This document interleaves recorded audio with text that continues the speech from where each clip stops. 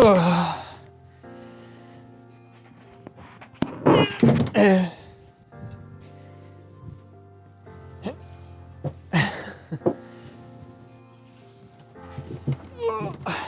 God, it's like hernia inducing. What is going on, everyone? My name's Ken, also known as Wiltshire here, and welcome back to another video. And in today's video, we'll be having a look at my modified Corsair 800D. Now, to give you guys a little bit of background to the case that is sitting next to me, which is freaking massive, by the way. Look how tall it is compared to me.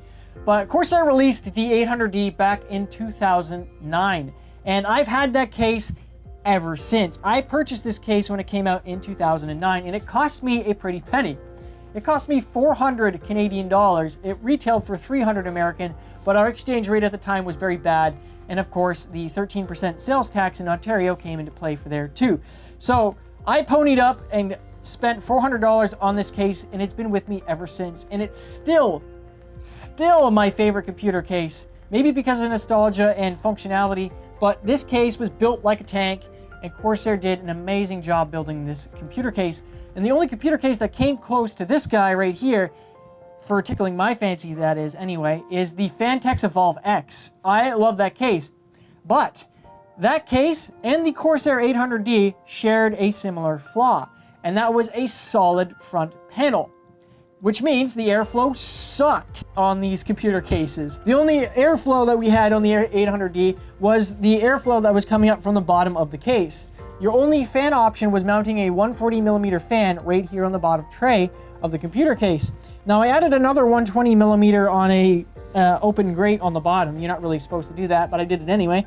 So I have a little bit more airflow, and that worked a little bit until I upgraded to a 1950X Threadripper.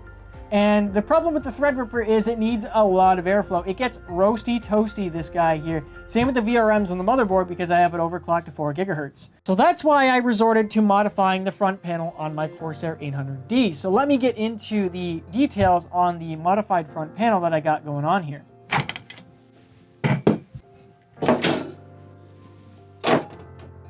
So these are all the components that I removed from the Corsair 800D.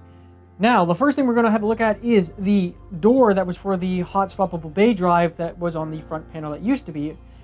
There's actually a plastic frame that goes around the door, the brushed aluminum door. The plastic frame can actually be removed from the front panel if you carefully undo the clips that are on the plastic frame. So obviously we have the hard drive cage, which was right here. So there's 8 posts, and those 8 posts were screwed into this motherboard here. This motherboard handled all the hard drive communications with SATA, obviously, and powering them. The only problem with this hard drive, this hard drive motherboard rather, is that it ran at SATA 2. As you can see, it says SATA 2 underscore so on and so forth. So it ran at 3 gigabits per second instead of SATA 3, which is 6 gigabits per second. So it was a bottleneck. So now I don't have that bottleneck with my hard drives, which is all right, because on the Corsair 800D, in the bottom right there, is actually 2 hard drive bay slots. So I have 6 terabyte hard drives in there, 2 of them, and that is going to be my storage for the time being. And with this hard drive cage here, it was actually riveted to the bottom of the 800D's tray that's right there. You can see the 2 rivet holes here and here. There's actually 4. The fan frame is covering the other 2, but it was riveted to that tray on the bottom there, so I broke those off. And weirdly enough, there was a thick rubber vibration dampener, I guess you want to say. Look how thick that is. It's almost as thick as the front panel.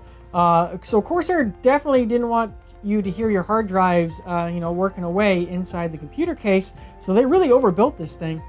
And then on the top of the hard drive cage here, we had rubber mounts that clipped into the CD drive tray. So if you look at the CD drive tray, I've actually cut the bottom out of the CD drive tray right there, and that's this piece right here.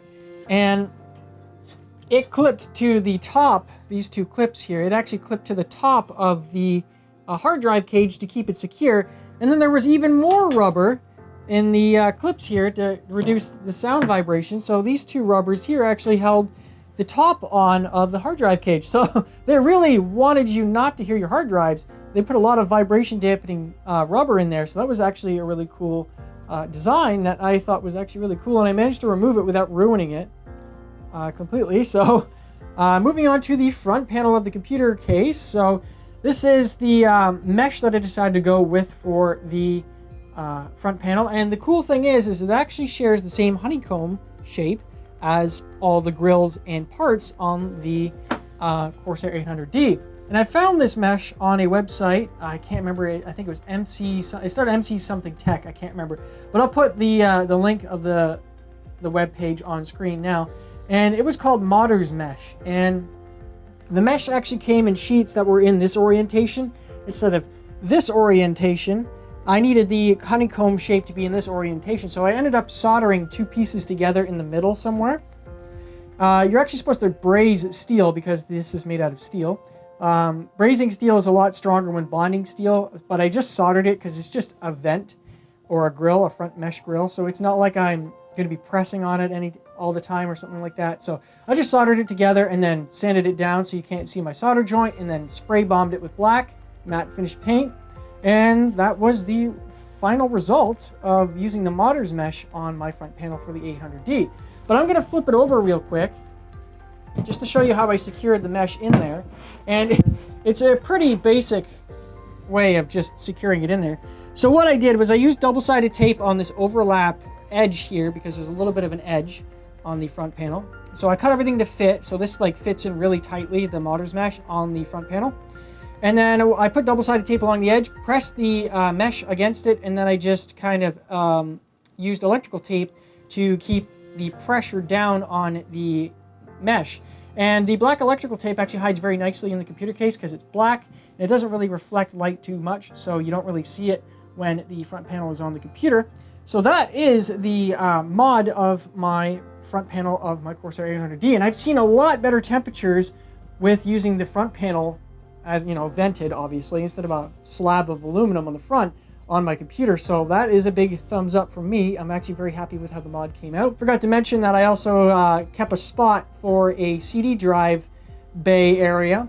And I used that CD drive bay area for my front I/O because, ironically, I fried the USBs on here.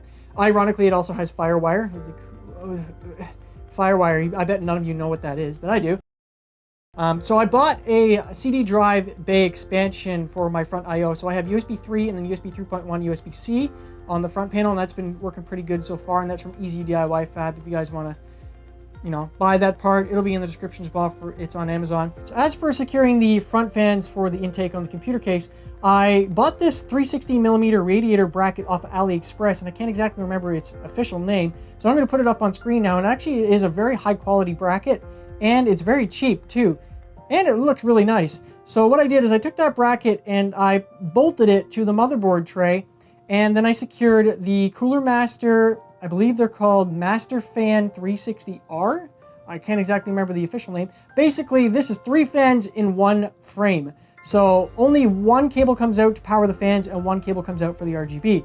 So it actually saves me a lot of cable managing room, and it's just one big block of fans on the front panel. So I also got those for my radiator from Enermax, which is right up there. So those are running great. And then I have a Masterfan 120R in the back just to make everything look the same and match with CoolerMaster's LED kind of design and their fan design. So that actually worked out really well. So with that said, that is going to wrap up today's video on my modified Corsair 800D. This has kind of been like a personal rig kind of update, kind of like a 0.5 part. But I wish I could have gone more in depth with the 800D like I did with the Optiplex 3040, showing you all my cuts and things like that in the progress. But I lost the SD card, like it doesn't work anymore. With all the footage on it of me making all the cuts. So that sucks. I couldn't recover it, unfortunately. So I guess this is going to have to do, but I hope you guys enjoyed the video anyway. My name's Kaislin, sometimes Wiltshire. I hope you guys hit that subscribe button and like button if you like the video, and if you want to see more content from me in the future. As always, I will see you guys in the next video. See you later, guys.